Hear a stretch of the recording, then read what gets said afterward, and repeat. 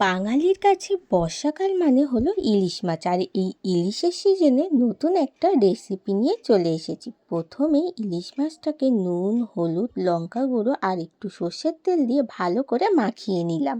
এরপরে মিক্সার গ্রাইন্ডারের মধ্যে দিয়ে দিলাম অল্প কিছুটা টক দই, লাল লাল করে পেঁয়াজ ভাজা, আলমন্ড বাদাম আর দুটো কাঁচা লঙ্কা দিয়ে ভালো করে পেস্ট করে নিয়ে আবার মাছের মধ্যে সেই পেস্টটাকে ভালো করে আবার মাখিয়ে নিলাম।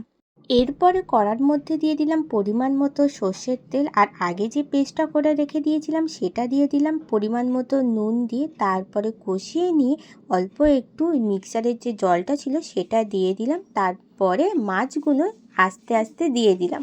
10 মিনিট চাপা দিয়ে রাখার পর ওপর থেকে ছড়িয়ে দিলাম অল্প একটু পেঁয়াজ ভাজা। তারপরে রেডি হয়ে গেল আমাদের ইলিশ মাছের কোরমা।